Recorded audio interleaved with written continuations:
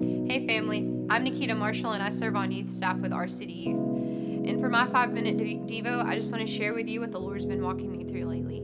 This past week, I've been reading the book of Ruth, and it's been so encouraging. It really shows how the Lord works in daily life, even though He's not really mentioned a lot in the book of Ruth. So I encourage you to go read the 4 chapters for yourself. It's a short book, but for the sake of time, I'm going to paraphrase it for us now. The beginning of chapter 1, we see an Israelite family go to the land of Moab because Israel's been experiencing a famine. There, the father dies, leaving behind 2 sons and his wife Naomi.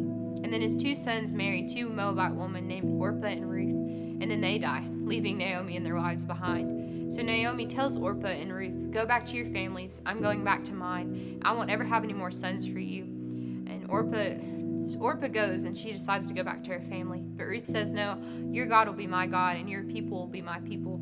And so Ruth and Naomi go back to Israel. And there the Israelite people are saying, "Hey, look, there's Naomi. She's come back." And Naomi says, "No, call me Mara," which means bitter in the Hebrew language, because the Lord has taken everything from me, and I am now bitter. And so Ruth has to work to get food for her and Naomi. And so she goes to gather grain in the fields. And in one of the fields, she meets the farmer, whose name is Boaz. And he is so generous with her and allows her to glean from his fields with his people, and that she'll be safe there with his people. And she goes back and tells Naomi about Boaz. And Naomi's so excited because Boaz is related to her, and he can be their family redeemer, which culturally means that whenever their husband dies, a relative can marry them and take on their land so that their name doesn't be blotted out from the people. And so Naomi encourages Ruth to go to Boaz and ask him to be their family redeemer. And Boaz, being the generous, kind man that he is, agrees to it. And he goes to the elders of the city with the other family redeemer who's first in line before him. And they make a transaction and promise to each other that Boaz can be the family redeemer. And at the end of chapter 4, Boaz and Ruth are married, and Naomi has a grandchild, and everything has been restored to her. And so through this book, I'm so encouraged because it just shows Ruth, who is being joyful in her daily life and taking care of the things that she needs to. But I'm convicted because I've been a Naomi lately. The past few weeks have been wonderful and kind of frustrating.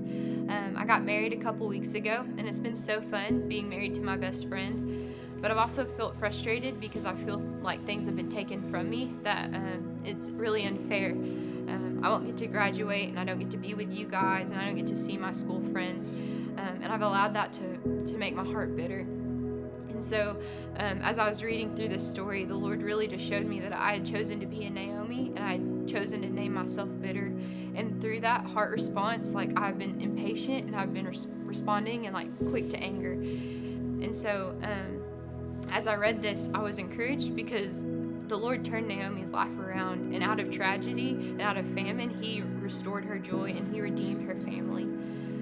And so I just want to leave you guys with the question of, are you naming yourself bitter? Are you being a Naomi? Or are you being a Ruth? And are you in your daily life finding joy? And are you allowing the Lord to give you your joy and not your circumstances? Yeah, I love you guys, and I'm so proud of you, and I miss you so much. Bye.